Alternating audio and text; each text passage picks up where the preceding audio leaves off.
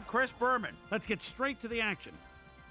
In our first game this week, we had the Colts come away with a 2-point nail-biting win. In a long-standing NFC rivalry, we had the 49ers win their 5th game of the season. The Texans won this contest, but will stay at the second place in the AFC South. Reed stepped it up this week and gave his team some added firepower for the win. We had an interesting free agency pickup of note here. Trey's got the lowdown for us. Trey? All right, Chris. Let's switch gears and talk about players that'll have new homes in the National Football League, as free agency continues to play such a huge role in determining a team's makeup. Will Poole will have a new place to call home as he accepts a new contract. 4 years, $2.1 million. Fields threw 3 strikes to the end zone and helped his Dolphins beat the Buccaneers. Saints, Falcons. T.J. Duckett is backed up in his own territory. He tries to bounce outside. He'll have the first down. Shakes another tackle, goes down the sidelines. Wait a minute.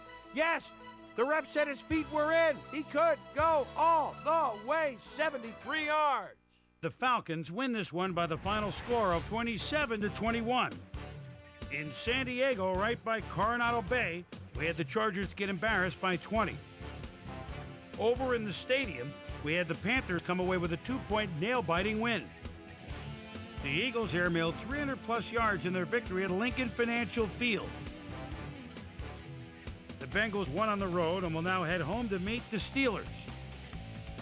The Titans won this contest but will stay at the first place in the AFC South. Packers, Redskins. Simmons is so dangerous with his speed. The ball at the 27-yard line.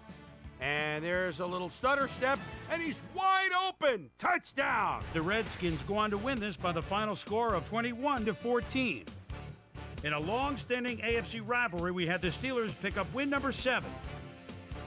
The Cardinals win yet again this week and keep their impressive streak alive. We had a big injury in this one, and Trey has the lowdown for us. Trey?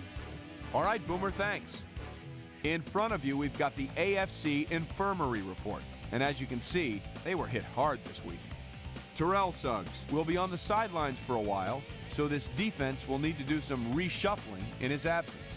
X-rays confirming the original diagnosis, it's a broken ankle, and that'll keep him out for the rest of the season. In front of you, we've got the NFC list, and as you can see, they could form their own MASH unit.